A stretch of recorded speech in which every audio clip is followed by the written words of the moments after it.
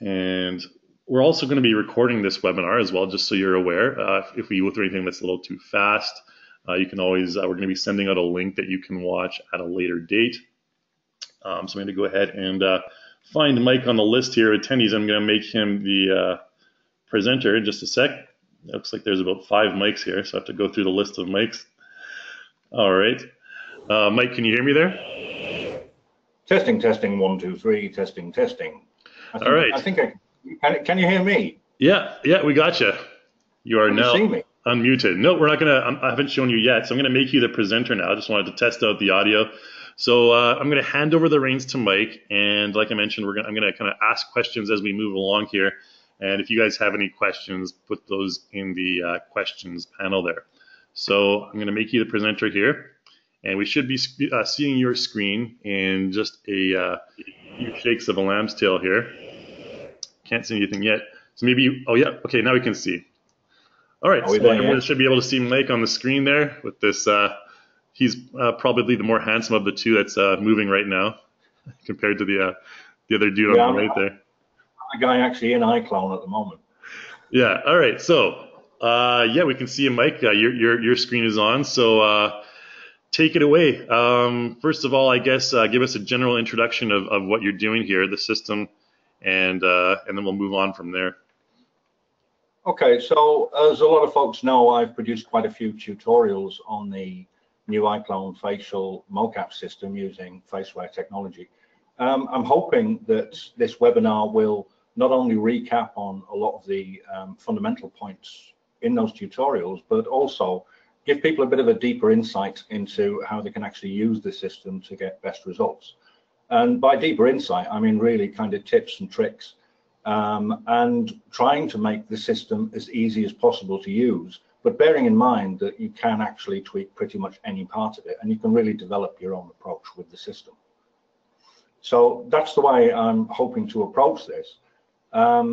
First of all, I'd just like to talk a bit about Faceware. A few people may actually be familiar with Faceware's products, particularly the likes of Faceware Live. And what we've actually been working on here is an integration of Faceware Live into iClone to produce Faceware real time for iClone, along with a motion capture plugin on the iClone side. And the way the system works, essentially, we've got the bottom right-hand window down here, the Faceware real time for iClone window. At the moment, I'm sat in front of a camera. I'm actually sat in front of a few cameras. I'll tell you a bit more about that in a moment. But I'm sat in front of a fixed camera, and you can see from the tracking lines on my face that the camera is tracking my facial features, and these are being roughly piped through to a 3D character over here in iClone. And the interface for this ultimately is the facial mocap plugin. This is kind of the business end, which actually takes the data coming from Faceware real time and actually pipes it through to the characters. The really interesting thing, I think, about the iClone approach, it is quite radical. It's quite new in the sense that it bypasses all of the previous approaches to retargeting. Essentially, because the system is specific to iClone and because it's designed to work for characters purely in iClone, it's a fully real-time system, and the parameterization approach, which the facial mocap plugin actually allows, means that you can tweak anything you like to create as large or small or as strange facial animations as you want for any character, be that iClone or custom characters such as Daz or any characters you may have built in Max, Maya, or any other modeler. So it's very much a generic approach. It's a generic solution. And whilst a lot of folks may have first been starting to use this system and wondering why things may not be working exactly as they think they should, the fact of the matter is no system will automatically give you exactly what you want, given the range of characters involved and also the range of people's individual faces. And that's where the tweaking actually comes in. That's where adjusting parameters actually comes in to really control the system to get it to do exactly what you want it to do. And believe me, it can. It can actually produce some quite astonishing results in very little time whatsoever. And in terms of its function, in terms of its kind of added value, really, it should be considered a power tool. It may not give you the absolute polished, finished animation you were hoping for, but it will get you, say, 80–90% along the way, and then you can actually use iClone's other facial animation tools to polish that animation afterwards. It actually makes using those tools much more enjoyable, rather than having to build up an animation from scratch, which can be extremely tedious, especially when you're getting into the detail of lip syncing and things like that. So overall, I think it's a real boost to iClone itself. I think it's actually a real boost to the graphics industry in general, and it has potential way beyond the current Reallusion user base, in that because iClone can be used in pipeline form with other 3D tools. It really can open up some serious possibilities for facial animation. So that's my little blurb at the start. Kai, would you like to ask any questions, or should I go on into a bit of technical stuff? Yeah, I guess right now we're just going to get into the setup and the settings. So why don't we start off with telling everyone what kind of camera you're using, and describe a little bit about the camera considerations. Sure. I'm using, at the moment, just a Logitech C920. If you take a look up on the right-hand side of the Faceware real-time for iClone window here, you can see that it's running at just 30 frames a second. In actual fact, I mean, I've got a few cameras. I use this camera most of all. And whilst it doesn't necessarily give the smoothest animation, it does have certain advantages, which I'll discuss shortly. Camera frames per second is quite fundamental, in the sense that if you're lower than 30 frames a second, if you consider that when we actually watch kind of real life, our eyes are generally taking in between 25 and 30 frames a second. Anything more than that, it doesn't really register. But in terms of animation, if you've got straight throughput at 30 frames a second, it should look relatively smooth. If you've got a camera which is running lower than 30 frames a second, say 15 or 10 frames a second, you are going to notice jerkiness with the animation. It is going to look a lot more staccato. But then the converse is, if you've got a camera which gives you higher frames a second, and I'll just show you that. What I'll do is I'll just go up into the settings, and I'll switch my camera to Logitech Brio, which is one of the supposedly latest, greatest cameras you can get. I'll switch so that I can actually up the frame rate on that. So I want 640 by 480 in MJPEG. Stick that up to 60 frames a second. Testing, testing, 1, 2, 3, testing, testing. And it is picking up things a little better. But as I say, to be perfectly honest with you, I think there may be a bit of a myth being perpetrated about very high frame rates. Yes, it does help. It does make things a little smoother, and it can avoid tracking glitches, particularly in bad lighting, which I'll talk about in a moment. But in actual fact, the other issue with high frame rate cameras is they also pick up data which you don't want. So they actually do also increase head jitters and things like that. Now, there's a way to actually reduce those, which I'll discuss smoothing in a short while. But what I'm saying is, whilst higher frame rate cameras will definitely be of benefit, they really aren't the holy grail. As long as you've got a good camera which does over 30 frames a second, you will be able to produce decent animations just with that. So that's the camera. We can talk about lighting now. And I'm noticing my face is looking extraordinarily red, and that's actually because of the camera settings. One of the issues I found with Logitech cameras, particularly when you have multiple cameras actually connected up to the system, is you do sometimes get driver conflicts, and it can be difficult to actually change settings for the individual cameras, because the Logitech drivers actually get confused which cameras you're actually running. So it would take me a bit of a mason's handshake to actually adjust my face so it doesn't look so beetroot red at the moment on the Logitech Brio. So for now, I'm just going to switch back to the original camera with the... Well, at least your face isn't orange, right? No, now I've gone back to the orange kind. There you go. Okay. Does that answer on cameras?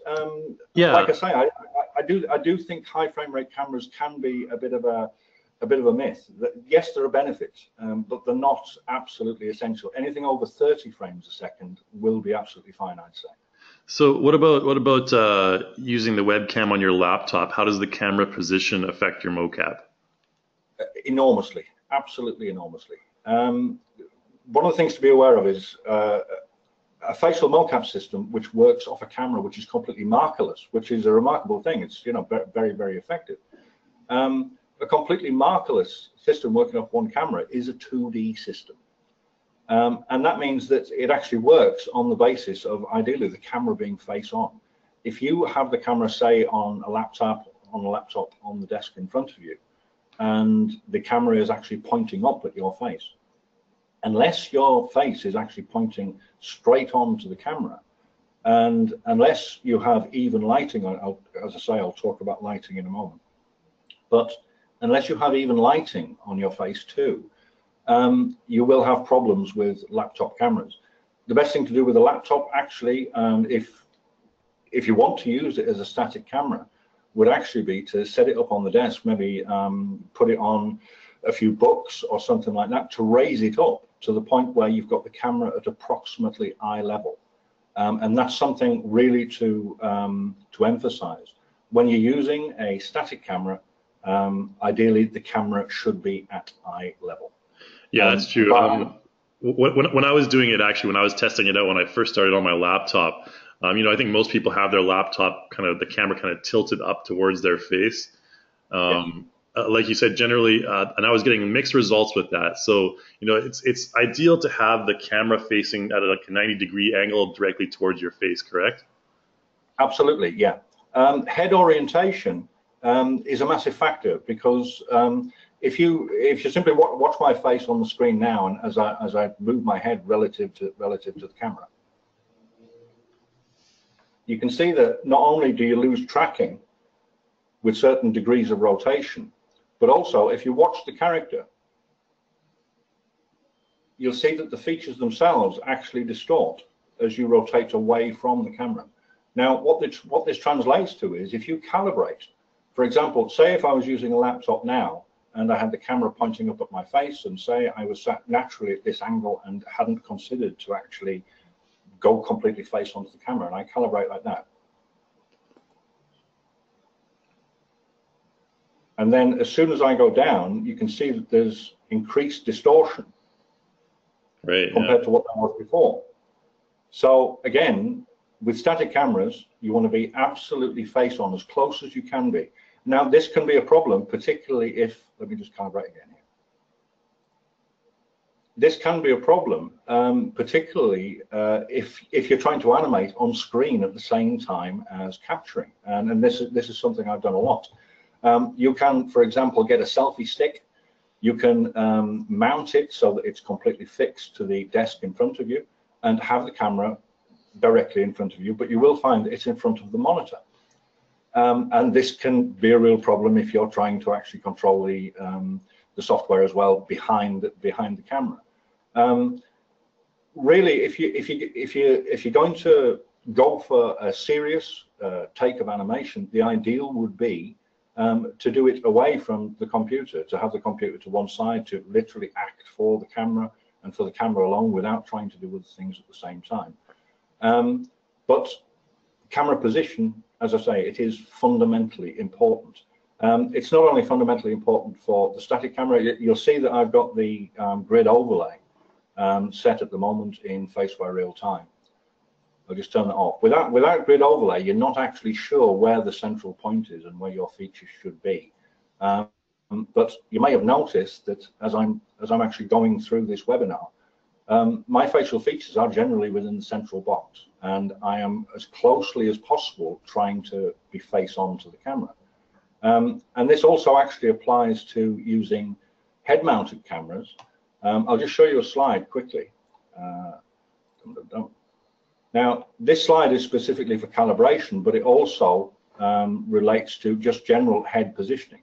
Obviously, if you've got a head-mounted camera, the camera is going to be fixed relative to your face. If you've got a static camera, just as I'm using at the moment, your head is free to move. But the problem is, if people approach the system on the basis of not actually controlling their head position, not really thinking about where they should be, and simply putting the camera on and starting over here, or starting low, or starting with the head tilted up or down, or to any particular side, the system will work best if you have your features generally within the central box when you're using a static camera. So that's head position. Okay, let's talk a little bit about lighting, actually, because I'm kind of curious about the lighting situation you have there. What kind of lighting do you recommend for the best mocap results?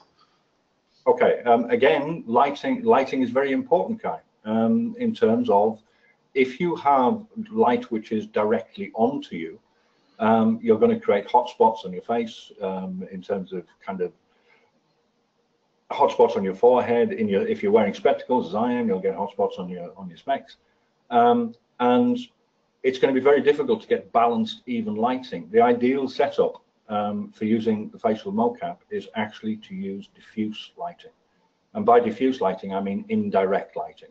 So, for example, at the moment I have 3 lights set up, whereby each of those lights is actually pointing away from me. They're actually pointing onto a white wall in order to create a diffuse reflection from the wall, which hopefully is reducing as many hotspots as possible, aside from the odd hotspot I'm getting, which is bouncing back off the desk next to me. But yes, diffuse lighting is absolutely recommended. If you're using a head-mounted camera, again, diffuse lighting if possible. If you're using, say, LEDs or something like that, try to mask them in such a way that you're not getting hotspots from the lights on your face, because these will all contribute to imbalances. And whilst the system, whether you're using a head camera or a static camera, is actually extremely robust to low light conditions, the real problems actually come with contrasting light. If you have darkness on one side of your face, if you have darkness to the lower part of your face or whatever, it is going to increase feature distortion. So to get the best results and the most balanced feature animation, ideally even lighting, diffuse lighting. If you're going to have lights pointed directly at you, put shades on them, put filters on them, simply to reduce the hotspots, and that should work much better. Yeah, maybe even a piece of, like, if you have a direct lamp, maybe even a piece of like white construction paper or something that it shines through, or something like that. Yeah, absolutely. Yeah, they use that kind of in professional photography a lot. Okay, so I remember in your tutorials you were talking a little bit about the JSON files and the correct tracking model for static or head cam. So I know some people are using static cameras, like a webcam or something mounted on a laptop, and some people might use head cams. And we have different JSON files that are used for each one of those. Can you go into more detail on that? Absolutely, sure. I'll tell you what, let me just switch this scene around, because I may be able to demonstrate this better using some other models. So we'll just switch it around. Meantime, I'll actually start just showing you the settings in the Faceware real-time plugin itself. So just going into the settings, if you're using a static camera, you've got the face tracking model on the bottom drop down here, and you should be using the static camera tracking model for that. The tracking models are specific to the camera in terms of how it's going to be used and the relative user head position. So just as I said before, that the ideal user head position is something like this for the static camera, it's also worth considering the aspect ratio of the image. In terms of, a static camera is generally considered to be in portrait mode, so it's longer along the bottom than it is up the side. So for the static camera, use the static cam tracking model. If you're using a head-mounted camera, you switch over to the head cam tracking model. And if I just close off the settings there, you can see now that the tracking lines have actually changed. Now, these are actually designed to be used for a face which is up close to the camera. In fact, can I just do this now? I'll just switch over to a head cam and show you how this works. What's happening here? Are you still with me, Kai? Yep. Yeah, I gotcha. Okay, so I've just stuck a head camera on. Now I'm just going to switch over to. I've got the head cam tracking model on, but I need to actually switch over to the head camera itself. So I'll switch over to that. And you can see that the camera on the head mount is actually rotated by 90 degrees. So I'll use the rotate image function just to switch it. And approximately, I say approximately because it's still not correct.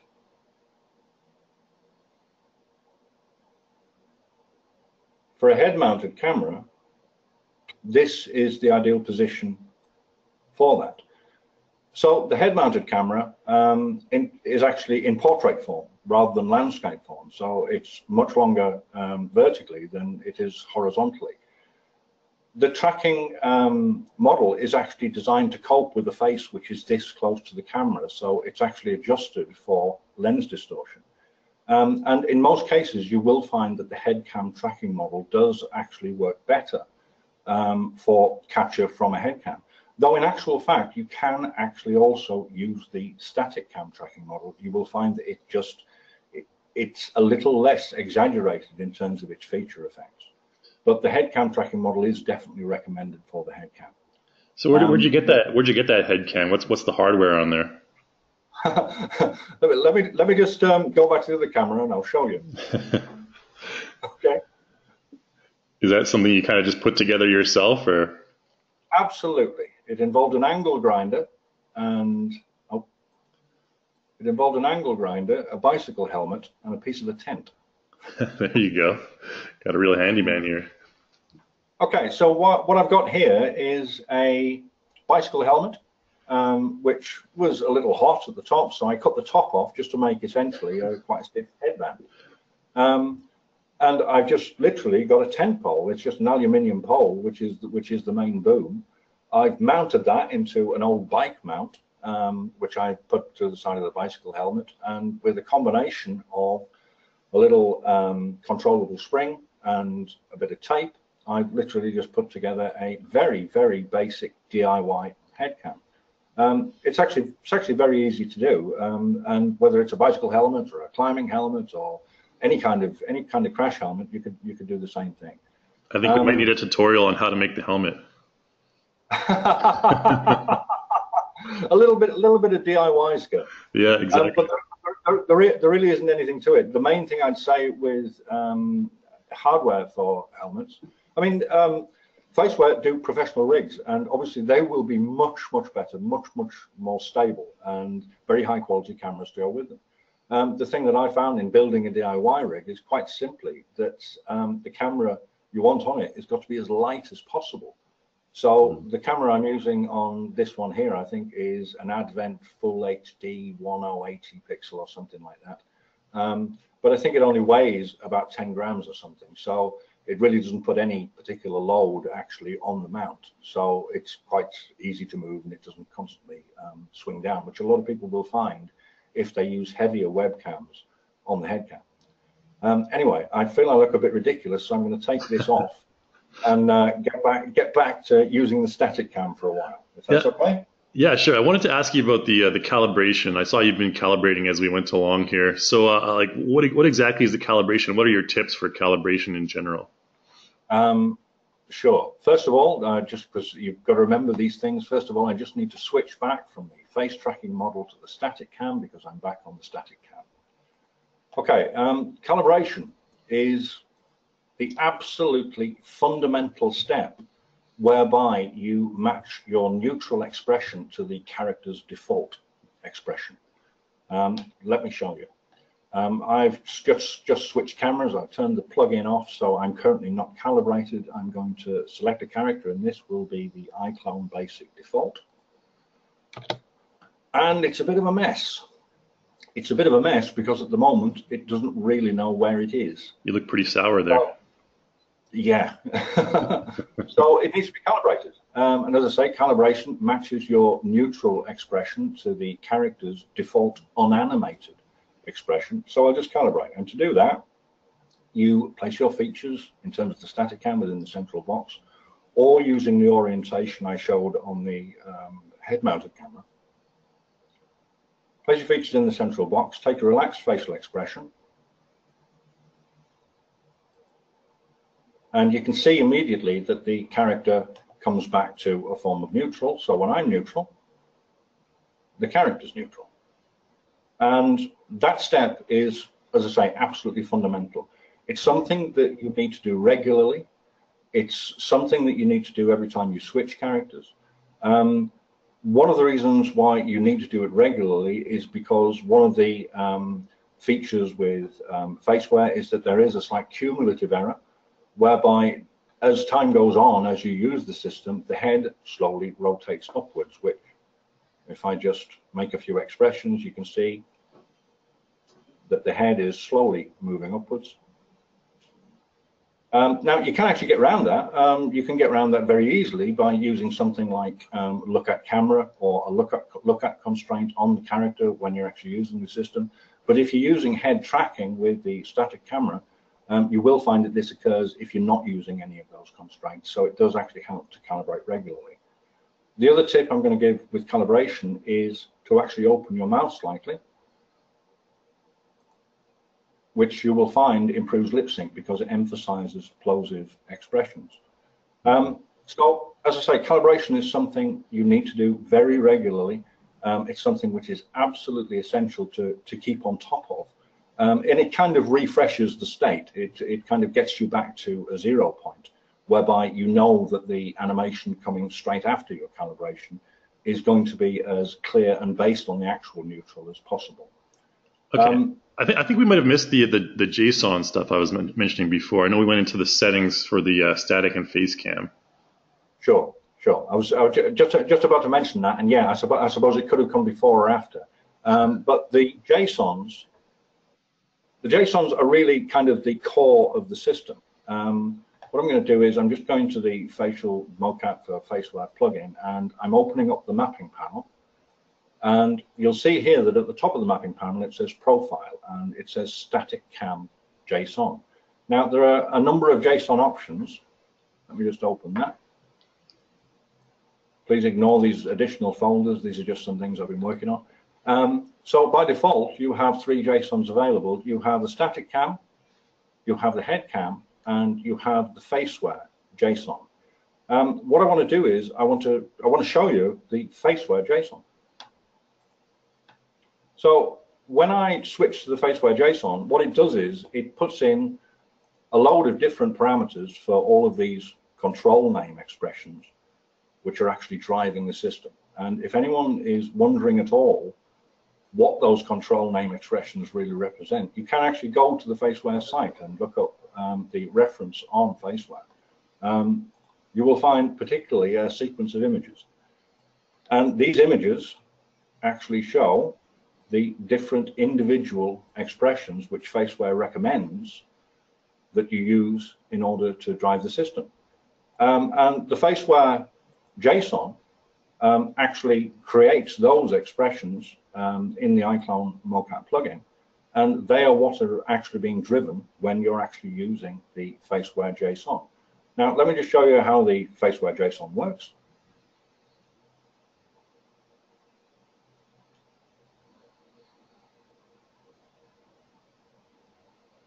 So the Faceware JSON is quite a basic expression set. It works very well in terms of giving balanced expressions, but it may not give enough strength at particular times. It may not give the level of detail you might want in terms of the likes of lip sync. But the particularly useful thing for the Faceware JSON really is primarily to actually learn to actually tweak facial expressions using the mapping panel, whereby you literally select any individual expression and then go in and adjust the sliders to change the strength for different features to get different effects when they're actually firing from the system. But more than that, the Faceware JSON is something which you can use for custom characters, specifically for the likes of DAS or any custom characters you built in external applications. Because you will find that using the static cam and head cam specific JSONs may not actually work as well for those custom characters. The static cam and head cam JSONs have been specifically built for iClone generation characters, as in character creator characters. They're very highly adapted for them. Let me just switch back to the static cam here. So do you recommend the static cam for most iClone characters? I recommend static cam and head cam, depending on whether you're using the static cam or head cam, specifically for iClone characters. That's what they're actually built for. Right. Okay. I think in future, what may happen is that additional JSONs will be built for specific other model generations. I've already been looking at DAS Genesis generations, and it's certainly more than possible to produce very well adapted JSONs for those specific generations of characters. But the thing a lot of people won't necessarily be aware of is that models and model generations aren't simple things. Even if they have the same classification of different, say, facial morph sets to drive animation, the fact that they have different vertex patterns and the fact that they have different vertex extents means that morph interactions may actually cause distortions and cause problems from one system to another.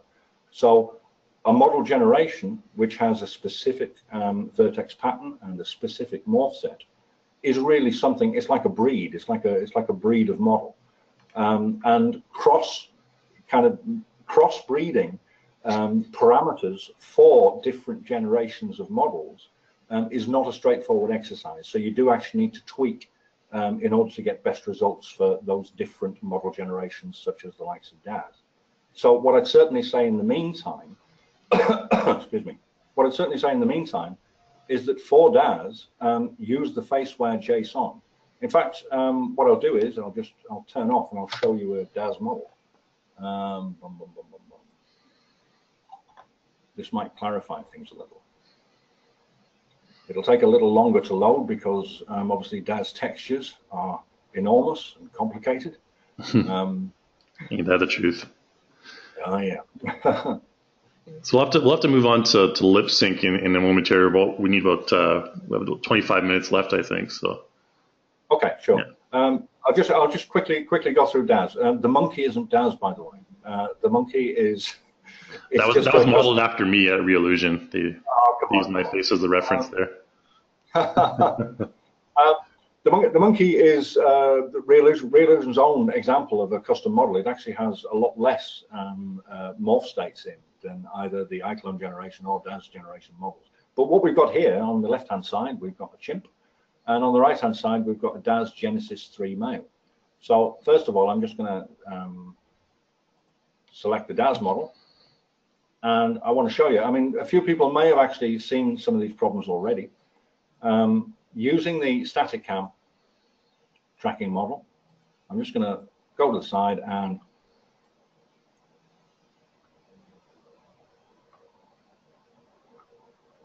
you can see that the lips, particularly the lower lip, is distorting enormously. Yeah.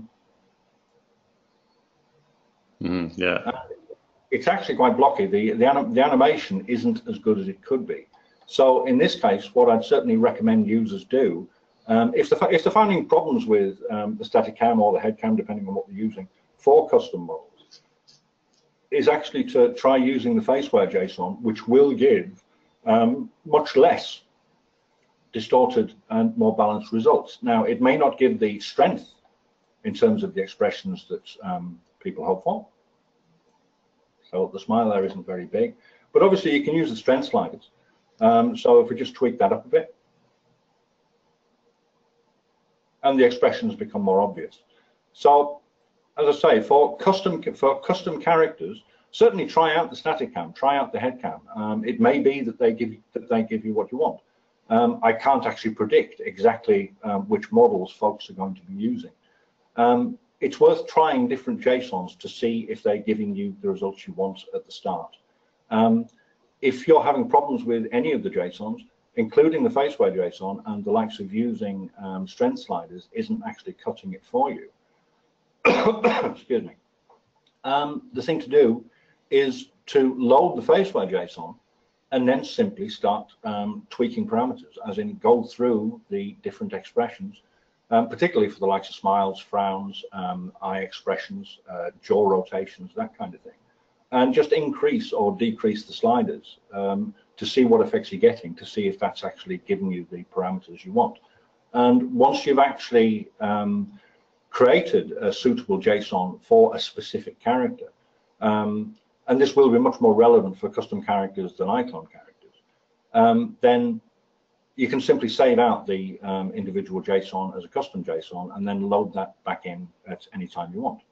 Awesome. Yeah, great example there. Quite a noticeable difference for sure. So let's move on to lip sync then. First of all, talking about the difference between iClone automatic lip sync and Faceware mocap. I know both approaches are pretty popular. So which one do you kind of recommend for different scenarios? Okay, I don't know whether anyone may have seen some of my lip sync analysis videos. I did quite a few lip sync analysis videos specifically on iClone's auto lip sync. I'll tell you what, I'm just going to switch scenes again so that. Are those on your channel or on the Reallusion channel? On my channel, it was okay. last year I think. Okay. And okay. This was because of my concerns with iClone's auto lip sync. This guy's pretty ugly. Sorry about that. Just wanted to mention as well. I put the link to Mike's YouTube channel in the chat window. So if you want to check out his videos later, you can just click that link as well. Great, excellent. So yeah, in terms of auto lip sync, the way iClone's built-in auto lip sync works is it works on audio analysis. So it produces.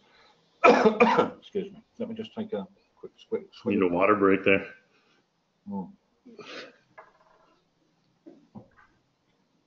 So iClone's auto lip sync produces a set of visemes on the timeline based on audio analysis, and it works. It does actually move the mouth in accordance with the sound, but in terms of accuracy, it could certainly actually do with quite a bit of improvement. Mm-hmm. It's a very useful tool. The problem with iClone's auto lip sync is that it does actually take quite a lot of cleanup.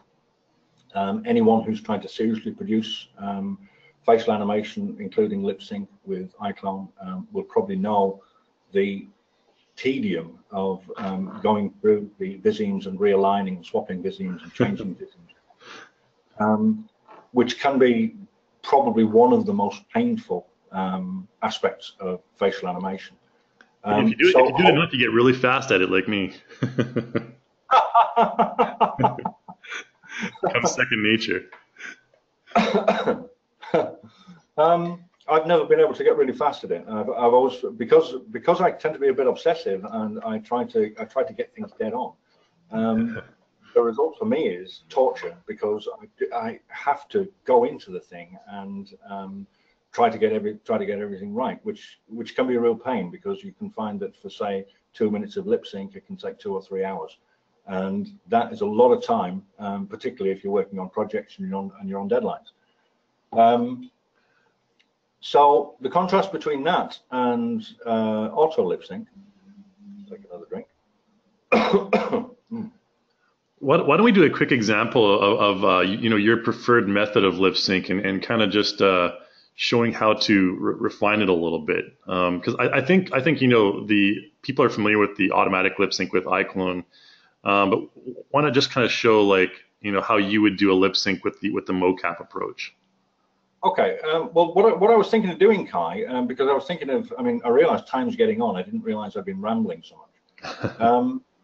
What I was thinking of doing was actually doing a little performance, which will actually include lip sync. Yeah. And that way I can take you through kind of my approach to actually doing facial animation as a whole using the facial mocap system. Yeah, let's do that. That'd be awesome. But it will also include lip sync, and I can comment as I go along. Hopefully, I can get through this in the time remaining. I see that we're on 1943. give me a time, Kai. Yeah, no worries. We'll say about 10 minutes or so, 10-15 minutes, and then we'll get to the Q&A after that. Okay, so I'm going to go in and create a quick performance. So first, I'm going to calibrate. character. I'm going to select smooth head. I didn't mention this before, but the smooth head function actually takes out some of the head jitters. You can also actually go in and edit the ini file, which is in the resource folder. I think it's in the iClone facial mocap folder within that. The ini file actually allows you to smooth other features too. And you can go into that. It's very easy just to change the numbers and to try things out. Right, okay. So I'm calibrated. I'll just quickly preview just to see whether I'm working. Yes, I am. Okay, so I've got a little script here over at the side. Let's see how this goes. Oh, I do need to select record audio for Visime track, and I do need to have a specific microphone selected. I've got my current microphone selected. I'm hoping this is going to work because I'm actually using this for the webinar too, but we'll see what happens. Okay, this is a bit out of Moby Dick. He tasks me, he heaps me. I see in him outrageous strength with an inscrutable malice sinewing it. That inscrutable thing is chiefly what I hate. And be the white whale the agent, or be the white whale the principal, I will wreak that hate upon him. Talk not to me of blasphemy, man. I'd strike the sun if it insulted me. Okay, so that was very quick and dirty. There's that drama background. Hey? There's that drama background working for you. Bit over the top. So I had record audio for Visime tracks selected there. So, and I've also got the Visime and expression tracks open on the timeline here. You can see that what's happened in the timeline is that the voice has been recorded, but also the Visimes have actually been placed onto the timeline. So I'll just zoom into the timeline here and you can see the individual Visimes. Now, these are exactly the same Visimes which would be produced with when you use the script to actually do auto lip sync from audio. So these Visimes actually aren't as accurate as they could be, but they are there to be edited if you wish. If you want to actually edit them, by default, the system actually brings in the lip option strength with clip strength on lips and jaw at 0. Now the reason for this is actually to stop the Visimes actually interfering with the lip sync which is being created from the mocap, because if you've done the lip sync from mocap well, you don't want that interfered with, you want it left in place, and it's something that you can just polish up much more quickly afterwards. So at the moment we've only got the tongue motion actually showing. So let me just zoom out of that. We'll just play that back. We'll see how bad my quick and dirty approach to facial animation was there. And he tasks me. Whether you can hear that. He heaps me. I see in him outrageous strength with an inscrutable malice sinewing it. That inscrutable thing is chiefly what I hate. And be the white whale the agent, or be the white whale the principal, I will wreak that hate upon him. Talk not to me of blasphemy, man. I'd strike the sun if it insulted me. Okay, so that's actually pretty rough. And it would have been better if I'd kind of taken a bit more time to calibrate and test in the first place. However, it is something which can be worked with. So in terms of workflow, to actually improve things, we've zoomed into the timeline. And I'm just going to, I can see TTT there. So all I need to do is double click on the muscle track and go into face key. I'm going to make some very simple adjustments. Oh, let me just undo that. Big mistake there, completely forgot. Okay, to make adjustments, you need to key bracket. Key bracket actually means setting 0 keys around the point you want to adjust, and then go into the adjustment point. So, he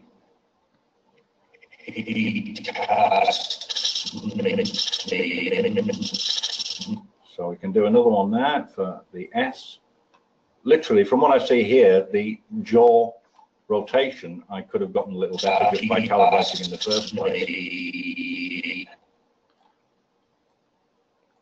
But literally, this is the way it actually go in and polish. So essentially what you're doing here is you're not really focusing on the Viseme keyframes, you're focusing more on the face key editor, the facial muscles, correct? Absolutely. I'm ignoring iClone's auto lip sync altogether. And for good, because to go into the auto lip sync, to re-enable the Viseme strength for the lips and jaw, actually means you've got two forms of lip sync going on. You've got one which has come from the facial mocap, you've got one which has come from the auto lip sync, and they're going to conflict. What you will get is a very poppy, strange form of lip syncing going on. As soon as you do that, you are then into the same problem as you were before with the auto lip sync. Right. You were cleaning up the auto lip sync to try to get it somewhere, hopefully more natural. It's far easier and far quicker simply to scrub along the timeline and use face key muscle edits to actually readjust the face. And obviously I'm doing a few tweaks to the jaw here, but it would apply to any part of the face. So if you wanted to improve, say, the eyebrow motion, the eye motion, and I've actually demonstrated all of this in the tutorials on facial mocap and the real practice tutorial. It's actually much more straightforward and much more intuitive to actually use face key to go in and simply move through the timeline and simply tweak where you need to as you go along, and actually avoiding actually using the auto lip sync will actually be quicker. So that's my take on it. It's a matter of opinion. Some folks may prefer actually using the auto lip sync, but from my point of view, if you want to get the best results, it's better to use the raw mocap along with face key to actually do that. Right on, right on. So like for specific things like Viseme shapes on your lips, like a M or a T, how would you kind of like emphasize that using the face key? Well, the face key muscle panel is quite extraordinarily powerful. I don't know whether people have really played with it in terms of actually using the individual features which are available, but I mean, I won't do this specifically for this animation, but if I'll just take it to this point, it's simply an example point. So if I close the jaw there, whoop.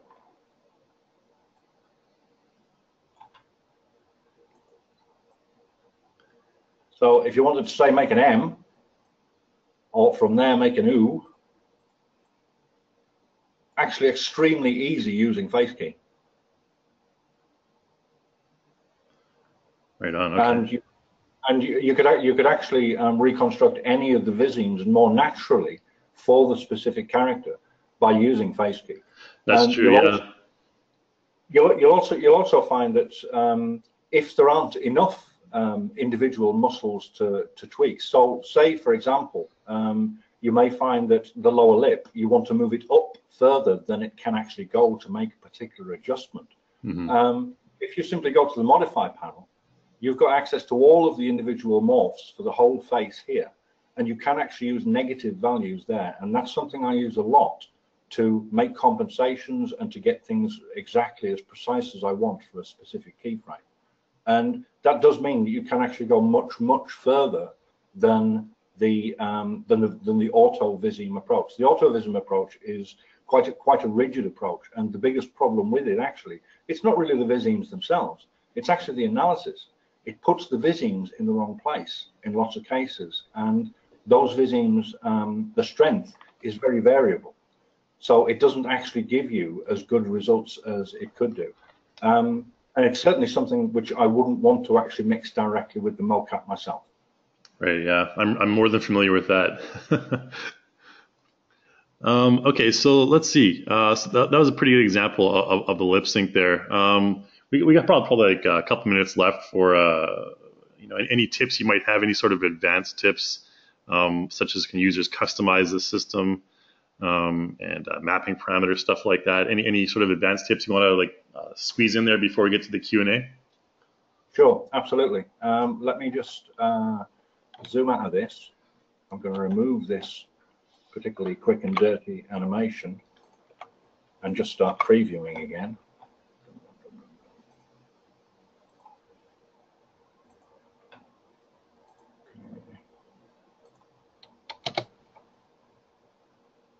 Okay. Characters are going to vary. You're going to find that certain characters, particularly with thin mouths or particularly thick lips or something like that, are going to vary from one to the other.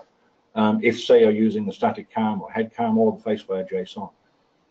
Your quickest way to actually adjust for those issues is to use the strength sliders.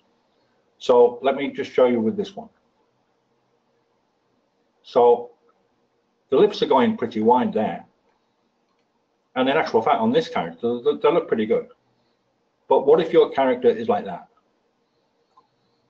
And some will be, depending on the actual modeling in the first place. Your character may look like that when you open the lips. So the thing to do is simply to go to the strength slider and reduce the strength. It's the same for any specific feature. If you have characters with high brows or with brows that are going down too far, the first port to call is to try the strength sliders. So to try the strength slider for the specific feature. But beyond that, you can also calibrate very specifically for specific characters. I don't think there's time for me to bring up the full example set that I was going to show on advanced calibration, but I'll show you quickly on this character. So this character's got a relatively even face, but I want you to imagine that this character has very high eyebrows. So imagine this character's eyebrows are higher than that. And normally, moving my eyebrows, if the character's eyebrows were high, would move the character's eyebrows extremely high. What you can do to adjust for characters is actually mirror their facial features. And by that, what I mean is if your character has got high eyebrows, raise your own eyebrows a bit for calibration. Don't raise them so far that you can't raise them at all, but raise them a bit for calibration. And you will find that that actually adjusts how the facial animation works. Okay? And I know it looks silly, but there's a whole approach involved in calibration whereby, yes, the default approach is to use a neutral expression, ideally with the mouth slightly open to improve lip sync. And that is your ideal approach. However, you can also widen your mouth. And that changes everything. It changes how the character's mouth works.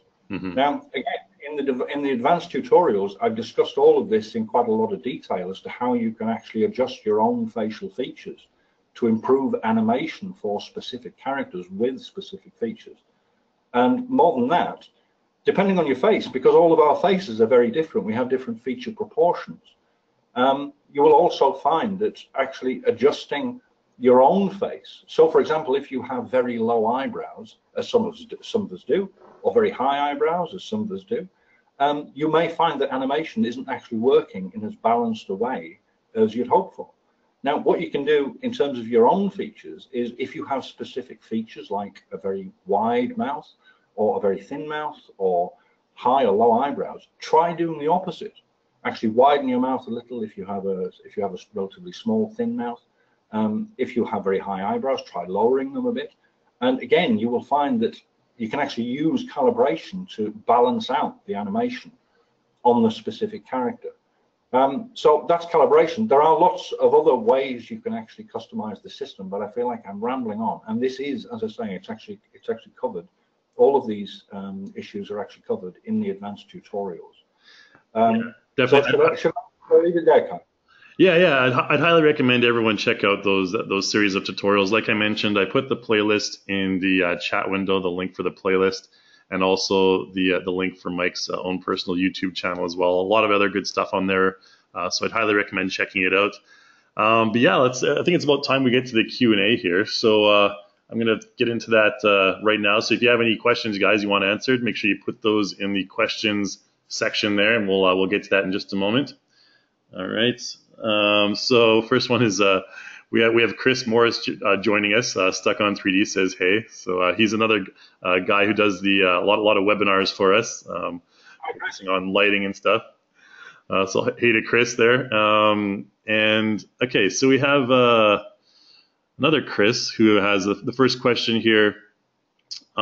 Chris Colbert, what is the best practices to achieve real-time facial animation playback without dropping frames? I've experimented with turning off quality settings with mixed results. There's a lot of things that you can do to get higher frame rate for playback. There could be anything from lighting situations to high poly models on your screen. It's really a broad range of things that can be affected. Do you have any feedback on that, Mike? Sure. One thing I can recommend to everyone is go search for Process Explorer on the web. It's a Microsoft product. It's a free little piece of software. It's like a super task manager. That will show you exactly what's going on your system and exactly what loads are being applied to the different parts. It's an extremely useful tool, particularly if you want to optimize resources for the likes of heavy 3D applications. You said Process Manager. Process Explorer. Oh, Process Explorer, and that's from Microsoft? Yes. Okay. It's a superb tool. It's like Task Manager on steroids. It will give you all of the information you ever wanted about what's happening on your PC. Oh, I see. And it does mean that you can find all of the processes which are really upping the load, and therefore you can actually optimize your machine for 3D. Okay, I put that in the chat window, the link for that, just in case anyone's interested. Process Manager. Process Explorer, right? Sorry. I've actually never heard of that. It's pretty good. Good to know. All right, so thanks for that. So maybe Chris, check that out, and you can achieve a higher frame rate by getting rid of all the unnecessary processes going on in your system in the background there. Okay, so question from Subdiacon. I'm sorry if I mispronounced that. Asks, can Connect be used? Connect 1 be used? Well, Connect is not for facial mocap at the moment. We do use it for, we have a Connect plugin for body motion capture. There's a lot of limitations to using the Connect sensor. The main one being that your motions have to be, front facing and stuff like that. I'm not sure. One thing, Kai, if the Connect optical camera is actually activated, then there should be no reason why not. But to be honest, that's not something I've tested myself. But certainly the Connect 3D depth sensor, that won't work. No. Yeah, I remember them mentioning quite a while back they were considering using using Connect for possible facial motion capture. You'd probably be more informed than I am on that. Did you hear anything more about? Yeah, one of the things I've seen is there's a developer, I think he's based in the Netherlands, Breckel. He's actually been doing quite a lot over the years on both body and facial capture. He's currently got his Pro Body and Pro Face 2 systems out. They look pretty good. The Pro Face, the biggest problem with Pro Face is that it doesn't do any eye tracking, which is quite a fundamental thing in terms of facial capture. But I think the future looks good for that, and hopefully maybe in the future integration of further motion capture systems, further facial motion capture systems into iClone, that could be a really good option. Yeah, it can really only get better from here. So we're looking forward to all the new technologies. Let's see what Michael asks. What if you're looking down at the camera? Then are you parallel to it? I would say no. I suppose if the camera is looking up at you and you are looking down at the camera and therefore you are relatively face on, then yes, you are probably at the right angle. I would say that the issue may be, aside from the stiffness of the neck, may actually be the lighting. The system is extremely light sensitive, and it is far more comfortable to actually be straight up in terms of being able to look straight ahead at the camera or in the region of the camera. So having the camera low down, it's not the ideal scenario, and it won't give you the best results, and it might give you musculoskeletal problems. Yeah, okay, I agree with that. A good question from Scott here. What about a beard? What's your recommendations on beards? Do you mean modeling or or having one? I think for the yeah, we'll get your opinion on both for the mocap and for having one. Okay, so with mocap, if your beard is covering your lips, then Houston, you have a problem. I would say you need to trim your beard so that your lips can be seen, and ensure that the lighting is sufficient so that if you have a heavy beard, then it's actually getting through to your lips, so your lips can be tracked properly. Obviously, if you have a ZZ top type beard, it may be a problem. A bit like wearing sunglasses. If you wear sunglasses, it won't track your eyes. Similarly, if you've got something over your mouth, Yeah, it won't track your mouth. it's including the tracking on your face, on your mouth in general there. Yes. All right, so yeah, I remember when we were doing the demo for SIGGRAPH back in August there, everyone had to shave their beards. We had our VP of marketing, John Martin, who's had a beard for ages, and he had to shave it off. The first time I've seen him with a shaved beard for pretty much the entire time I've been working with him, and wow, was it a surprise when you see those guys who have had a beard for years and years, and then they just shave it all off. To be honest, Kai, I would have thought that in terms of a beard, as long as your lips can be clearly seen and therefore can be tracked, it shouldn't make a jot of difference. It should be absolutely fine to keep a beard. Yeah, we found that actually, because most of our developers don't have beards either. Who are developing the software, so we didn't really have anyone to test it out on. But at SIGGRAPH, Yep. when there was people coming to demo, we had people coming up with beards and stuff, and it seemed to work just fine with them. Like you said, as long as the beard wasn't like occluding their lips, it seemed to work totally fine. Yeah. I mean, basically, you can tell how well the system is tracking literally by looking at the tracking lines. Right. If the tracking lines are constantly flipping out, if things are distorted, then yes, it's a problem. But if they're not, then it should be okay. All right, good to know. So Robert asked another question here about the background. He mentions that you probably want to make sure the background is not too bright, so no windows or table lamps in the background of the shot. Do you have any tips on that? In terms of, well, I mean, I've currently got a projector screen behind me, and I think it does help to have an even colored background, basically, so that the camera can actually focus on your face. In terms of actual tracking, if there are lighting hotspots behind you, yes, that can be a problem because it can confuse the system. But generally speaking, I don't think it's necessarily the case that you need to have a solid or a screen background behind you. I think it's far more important to have the lighting on your face sufficient that tracking is good. Right. So that really should be the measure. Okay, so Subdiacon again asks, is there advantage of a 3D cam? Is there support or advantage of a 3D camera? A 3D camera? Yeah, I'm not sure. In this scenario, it doesn't really apply. Since the system is 2D, it works from 2D cameras. It's not as if even using multiple cameras with the system would actually make any difference. It's a single camera system. Yeah. So no, I'm afraid not. Yeah, short answer there. Yeah. So next question, Charlie asks here.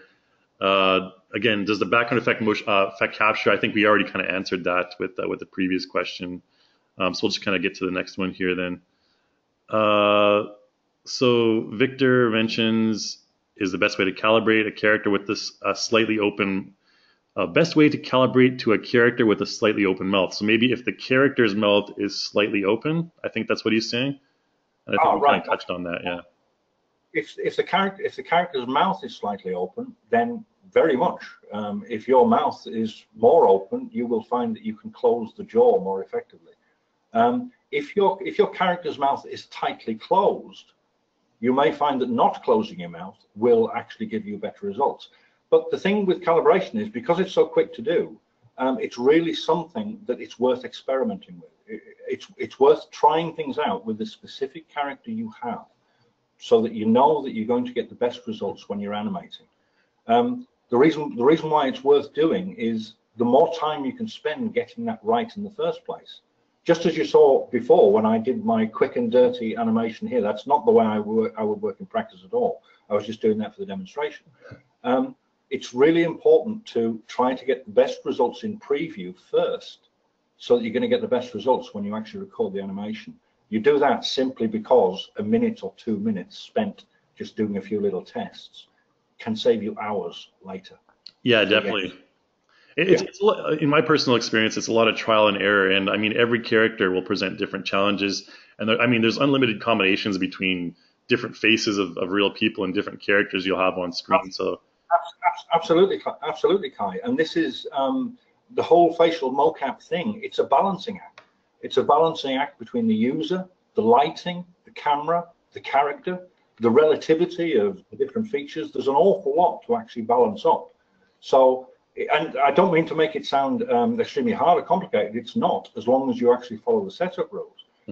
But it is actually worth testing the calibration well in the first place, so that you're getting the best results possible. And that does mean, yes, trying different degrees of mouth open to see how that results on the character when you're lip syncing. Because again, it will save you time, the better results you can get. Excellent. Yeah, it's all about finding that sweet spot. So a good question from Robert here is, where is the JSON folder located? The JSON folder, well, if you go to the facial mocap for Faceware plugin, open up the mapping panel and simply go open, you'll see it's in the IC Faceware facial mocap folder under the resource folder in the main iClone folder. So that's where the JSONs are. That folder, you can actually add as many JSONs as you want. So if you've made a specific JSON for a particular character, you can add it there. Just as you can see that I've added a few folders there for other things that I'm working on. You can add as many JSONs as you like, and they will all add into that folder, and you can load them into the mapping panel from there. Right on. All right. We actually have more of a comment from Robert saying great voice performance for your Moby Dick performance there. Oh, I don't know about that. I've got a bit of a sore throat, which is why I've been coughing as well. So I must apologise for that. All right.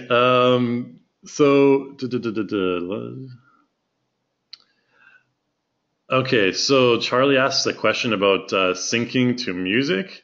Now we had a couple of comments. I mean, obviously we're streaming online to like about 100 people with GoToWebinar, and we do have a bit of a laggy frame rate.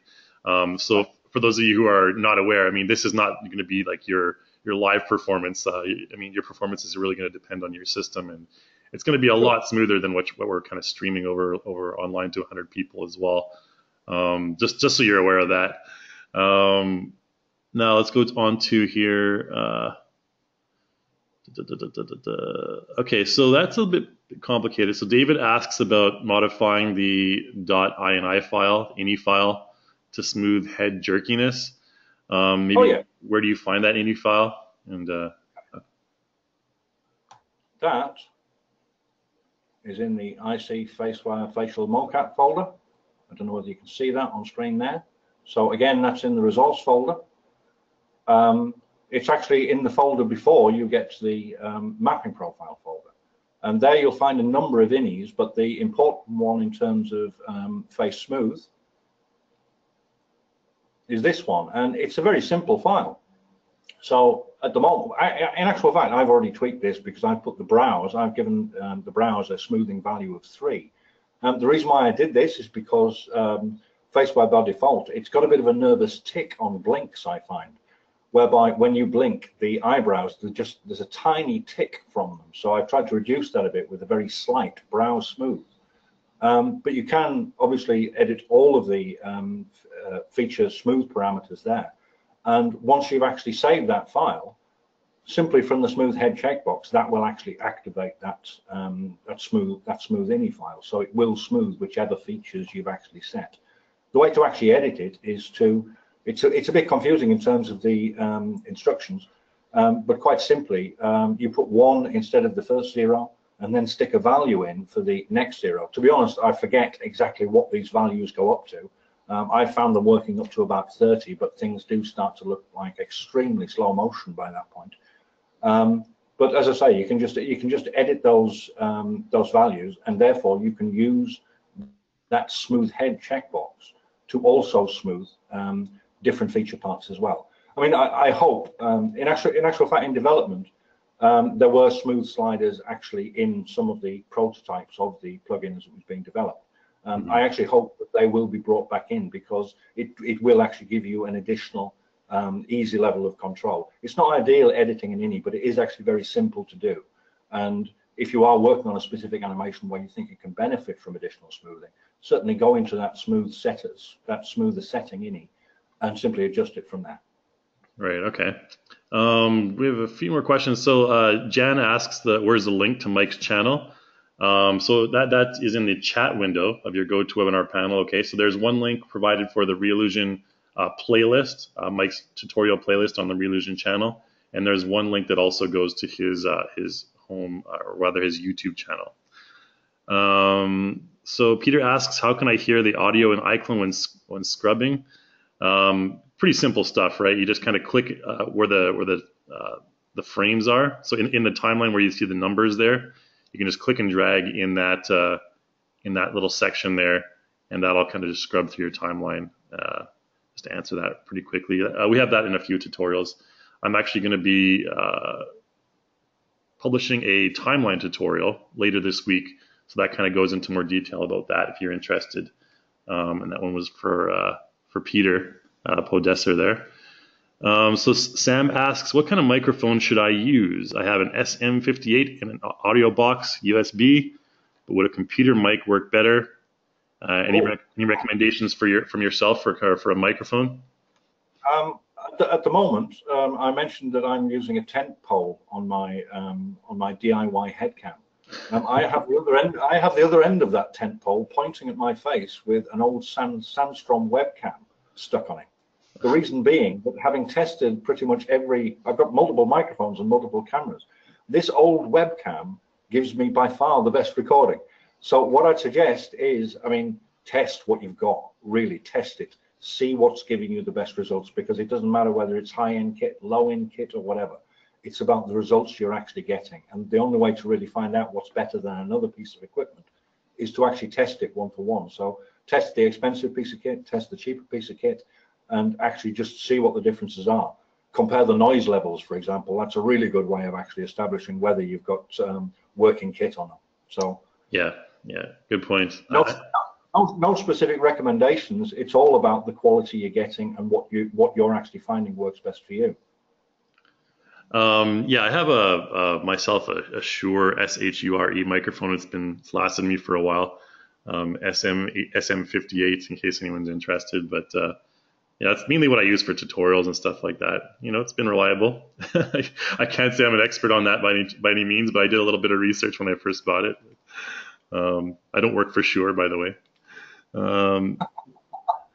Okay, so we have a comment here from Subdiacon again. What is the comparison to the solution of Brekel, BREKEL? I'm not even sure. I can give you my view. Sure, go ahead. I think it means how does it compare in terms of quality? Yeah. As I said before, Brekel doesn't handle eye tracking. That's a problem. Mm-hmm. Beyond that, Brekel actually does look pretty good. I've tested it. It looks pretty good, particularly since it's coming from a Kinect. The issues that I see with it in terms of potential iClone integration, its expression set doesn't match completely. So there would be quite a bit of development needed to actually bring it in. How the results, it's one thing actually looking at Brekel in terms of how it actually looks in the software itself, whereby it's a completely untextured, simple face mask. It's another thing altogether actually being able to get that data out and test it on specific characters with very different features and levels of detail. So I can't say kind of finally, yes, it will be brilliant. It looks good, and I hope it gets better, and I actually hope it will actually become an option for Reallusion facial mocap too. Yeah, so definitely. I think the future's good there, but we do have to wait and see. Yeah, we're going to be opening up the API for plugins in the near future here as well. So I'm sure that something like that will come along in the future. Question from Sterling here, mentioning that has anyone tried to use this together with the Perception full body mocap? We actually demoed that, Sterling, at SIGGRAPH this year in August. So we demoed the Perception Neuron full body mocap together with the Faceware mocap simultaneously. And, we got fairly good results, for just kind of being a beta demo at this point. But yeah, we've successfully done that, and it's only going to improve in the future. But we already have some pretty decent results. I think we have some videos on our YouTube channel that demo that that kind of show us using that at SIGGRAPH, so you can kind of judge for yourself whether or not that's up to snuff there. Okay, so Barry asks an interesting question: do we need to use lipstick and eyebrow pencil to use the mocap? I think, to be honest, I don't think you do. It might be fun to try. I'm not sure of the advantage. I think the reason why that is recommended in certain circumstances is to actually compensate for bad light conditions. I can't see any other reason why. I just imagine like a geisha or a kabuki dancer. It will be fun to try. Yeah, I mean, personally, like myself, I have fairly like large eyebrows, I guess, like big caterpillars on my face, and also they're my eyes are kind of deep set, so that's kind of a problem for me with the facial mocap. So personally, I kind of have to adjust my face a little bit, to get the more accurate mocap, because there's a lot of times there's shadows, especially if the light's coming from above. I mean, it casts dark shadows on my eyes. The eye tracking will get all off and stuff like that. Yeah. Okay, let's see here. Any suggestions to get the tongue to look more natural for the T? It's kind of a spelling error there from Mike Edmonston. I think for the T expression, maybe, is what he's saying. Yeah. Okay, so where it's at the moment is that the tongue animation is only available via the auto lip sync function. There are at the moment in iClone 7, provision hasn't been made for further tongue animation. Though I can tell you a little secret. If you want to, it depends on how how into iClone and kind of hacking around with things you are. But I enabled the tongue in the AFP system, which I put out last year, or I think at the end of the year before. The AFP system actually has an enabled tongue. Now, the AFP system was specifically designed for iClone 6 and 6.5, and most of that, the vast majority of it, has been overtaken by the enhancements which are actually in iClone 7 in terms of iClone 7's face puppet, particularly the solo feature. However, you can still download the AFP from the videos on my website, not on my website, on YouTube.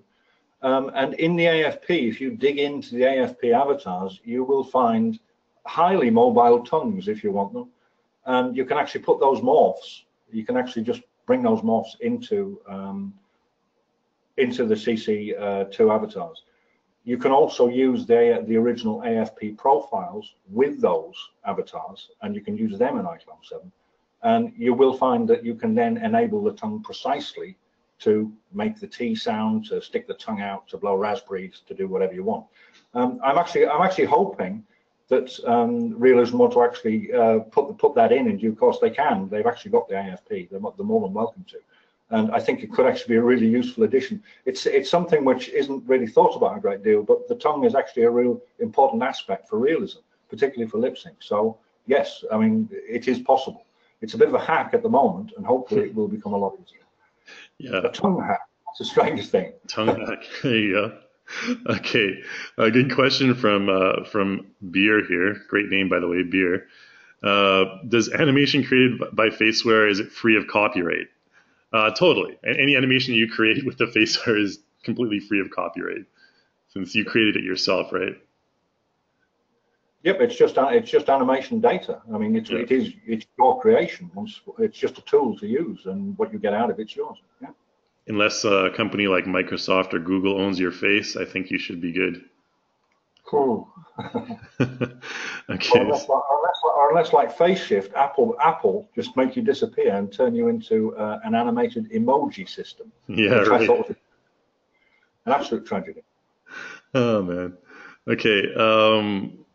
Let's see here. We're kind of running a bit short on time. I don't want to go too much over, guys. We'll kind of limit it to about another 5 minutes here. So I'm going to if you have any more questions that you haven't been answered, you can always email me My email is kai@reallusion.com. That's KAI @reallusion.com. So we'll go for about 5 more minutes here or so and try and get to the rest of the questions. We have a lot of inquisitive people here. I'm just going to kind of try and pick and choose some that I think are we haven't gotten to, because a lot of them are related to questions we've already answered. So good question from Jan. Can you input a video and copy the facial motion from it? You want to take that one? Yes, you can. Absolutely. The way you bring in videos into the Faceware plugin is, let me just show you. You go into the settings, and where you have the camera selector, you've got image sequence at the bottom. And what the image sequence is actually a sequence of PNG images. Again, one of the tutorials I produced for Reallusion was specifically on PNG sequences and how you can produce them from videos. You can produce them very easily from videos using iClone. So you basically simply convert the video sequence into a sequence of separate PNG images, and then you load that into Faceware, and then that will drive the animation. So yes, you can use pre-recorded sequences. Right. So yeah, I mean, you can export PNG sequences from a Premiere or most video editing software. I think you can export PNG sequences. Yeah. In actual fact, more than that. I mean, I've been watching some of the comments on the forum, on Reallusion's forum, and I believe some users have started using kind of fake webcam software to literally drive a video feed into Faceware real time, and that can work. You can also literally, and something I've tried, and it does work to some extent. It's difficult to get the lighting right.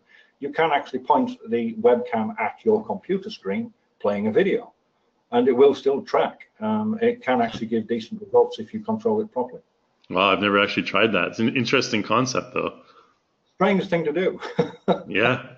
No, I mean, we ran the PNG sequence at SIGGRAPH, and it was perfect. No problems. So it's probably worth mentioning, Kyle, on that point. The biggest issue with PNG sequences, because they simply play and they simply loop through, is actually finding a point to calibrate. So if you're going to create a PNG sequence, if you're actually going to record the video yourself, it actually helps to take a calibration pause for a few seconds at the start. Or if you've got a pre-recorded sequence which doesn't have a particular calibration pause, find a particular frame which is suitable for calibration and copy that frame at the start of the video for literally a few seconds, or whatever it is, 60 frames, 120 frames, or whatever, so that you've actually got a little static piece which gives you time to calibrate before the video actually starts playing. Right. Okay. Yeah. Good to know. Good question from Larry here. He says, "Does it work well with black people? Have you experimented with that at your casa there?" Or? It doesn't make any difference. It's simply features and light. As long as it can track your features, it wouldn't matter what color you are at all. Yeah, I think we had a couple of black fellows that came up with us at SIGGRAPH, and it seemed to work fine with them. I know other technologies I've seen in the past have certain trouble recognizing, but like Mike mentioned, it's mostly about lighting. If you have the correct lighting on your face, I don't think it really matters the color of your skin. It'll be able to track the features fairly accurately as long as you get that nice frontal diffused lighting. Yep. No hard lights on certain areas of your face. Just get that nice even lighting in it, and it should work fine as well. Beyond that, Kai, obviously you can change the camera settings, so you can change the brightness and contrast on the camera. But again, it really is just about trying to balance the lighting so that the system is actually picking up your features as well as possible. Right. Okay. Yeah. I think that all comes down to lighting basically in general, and like Mike mentioned, you can adjust the settings as well. So Victor asks, how do you calibrate a character with a slightly open mouth, such as a vampire or demon? I think we just kind of addressed that. Well, one point to make about a vampire or a demon, they can still close their lips, I think, unless you want the character opening its mouth all the time. If the character has an open mouth by default, and that is their neutral pose, and that's what you want, and you don't want them to close your mouth, you can consider that open mouth just as a closed mouth and just calibrate normally. The neutral will still be the open mouth if the character has an open mouth. But to be honest, I would have thought a vampire could still actually say close its mouth. I don't know. I've never met a vampire. I'm just thinking. Yeah, who knows? Maybe some of them can, it depends on the show you're watching. Some of them can retract their teeth. Some of them have the permanent teeth. Are there any vampires that wish to comment? Yeah. Any vampires out there? Yeah. Okay. Now someone asked where the link to the mocap plugin. I've just put the link to the mocap plugin in the chat window. That was for John Harvey there. All right. A couple more questions here. So Raymond asks, in what situation would input of an image sequence be useful or maybe preferable to actual facial mocap? It's still facial mocap. One way or another, it's facial mocap. The great use of a PNG sequence is simply that you can actually use a pre-recorded sequence. You have the opportunity to potentially record in a more controlled setting. You can use videos which weren't necessarily intended for facial mocap, as long as you have the rights to them. There are lots of different reasons why you might want to use a PNG sequence, but that's not to say that working live can't be just as effective. But the fact that you have the facility to use a PNG sequence, it's simply that you can actually pre-record it, which can be much more convenient. Right on. Okay. Let's move on. One interesting question from Jeffrey here. He says, I use vocal talent who pass me MP3 files. What's the best way to make those professional voices work with mocap and lip sync? Do you have a recommendation for a workflow there? Absolutely, yeah. Play the MP3 through headphones whilst doing facial mocap, and essentially mimic what the MP3 is doing.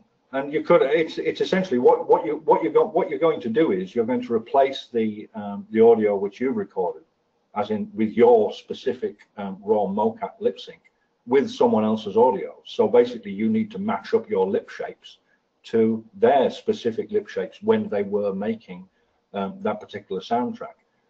So it's a matter of dubbing their audio in once you've actually gone through the motions, quite literally gone through the motions of actually following their words, following their dialogue, whatever it is you've actually got on the recording. But yes, you can do that very straightforwardly if you think about it. You could take any particular piece of recorded audio and simply, you could either mime it or you could actually say it, or as I say, use a pair of headphones to say it at the same time. It is a matter of getting the timing right, but then you can literally just bring in the other audio to replace, to basically be an alternative to the current audio which is used for the speech in the Vizine track. So yes, it's perfectly doable, but you do have to do the work to do it. There's no automatic way of doing it short of going down the auto lip sync route. Auto lip sync isn't going to give you motion capture. Someone has to actually perform it. Yeah, exactly, and that's kind of a good question that we answered from Jeffrey there, because we also have the same question from Raymond and Charles, kind of related questions about you only have the audio and you want to kind of create your own facial mocap from the audio. Like Mike mentioned, the best way is probably just to play it through in your headset and you do the facial performance yourself. And essentially, it's the equivalent of miming and then having someone dubbing it and then dubbing over with the original audio. Yeah, so get to work on your miming skills. Get a little practice on the old miming performance there, and then afterwards you just dub the audio on top of that, and you're good to go. I think that's probably the best workflow. I mean, like you said, alternately you can use the automatic lip sync, but obviously your own facial performance using the facial mocap plugin will be a lot more emotional, exaggerated, and a lot more accurate as well with the actual visine shapes on your face. Okay, so just kind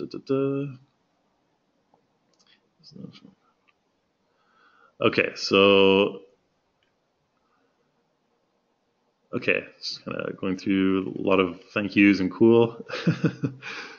So Chris asks about the image sequence. Does it have to be PNGs, or what about a JPEG sequence? It has to be PNGs. It's simply it's a specific property of Faceware. It's not limited to Faceware Real Time. It's standard for Faceware Real Time for iClone. It's also standard for Faceware Live. It's the way Faceware approaches the system. So yes, I'm afraid it does need to be PNG sequences.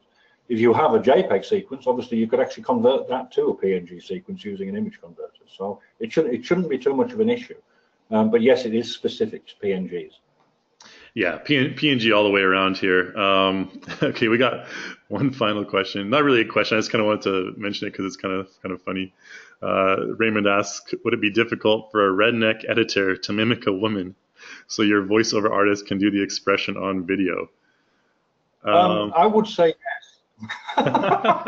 Yeah. Quite honestly, I would say yes, because facial expressions, if you disconnect them from the voice, facial expressions are facial expressions. Yeah. People smile, frown, people raise their eyebrows, people look happy, sad, whatever. So yes, if you record your facial performance, that can translate to any sex of character. There should be no problem. Obviously, the realism will actually come when the correct voice is in there, rather than a deep baritone pretending to be a woman. Yes, I would have thought so, no problem. Yeah, that's just an interesting trifecta there. I found a redneck editor mimicking a woman with a different voiceover artist. The answer is yes. All right. Okay, I think we're about like half an hour over. This is probably the longest webinar we've had.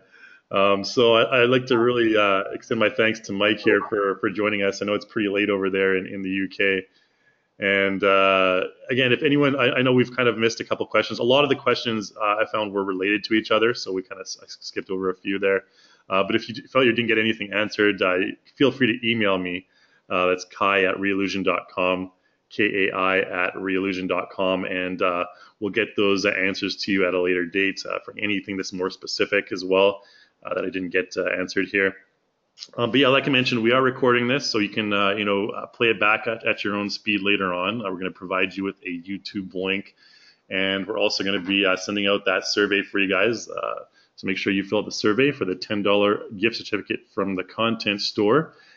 And I think that's about all she wrote. So again, thanks so much, Mike, and thanks everyone for attending. And any last words or any final thoughts you wanted to? We've had a lot of strange questions. One of the things I would say to folks is please do view the tutorials. There's a lot more information than I've been able to try to cram into the webinar here, and a lot more detail as well. And just to sum up in terms of the system, it can seem daunting, but it really is worth working with, because it's quite a uniquely powerful thing, and you can do an awful lot with it, not just with iClone characters, but with custom characters too. You really can customize the system any way you want. So please do take a look at the tutorials if you get time. Yeah, a lot more detail in those. I think there's 10 of them, right? Yes, I think there are. Yeah, so 10 tutorials versus this 1 hour whirlwind of a demo that we did here. A lot more in depth on the tutorials. So a lot of your questions will be answered if you can check those out. Again, the link's in the chat window. So I guess we'll sign off, everyone. So thanks so much for attending. We had a full house today, and thanks again to Mike for helping us out and with exploring the facial mocap plugin for iClone. I'd like to thank everyone for putting up with my face for over an hour. I'd like to apologize for that, but thanks. Well, you're better looking than the dude on the left, I gotta say. Ahab, I guess. I know. All right. We'll sign off from there, everyone. So thanks everyone for again, and thanks Mike, and have a good night over there in the UK. I'm just kind of starting my day over here on the West Coast. Yeah, we'll leave it off there, and so talk to you everyone later, and make sure you check out the YouTube channel and Mike's personal channel as well.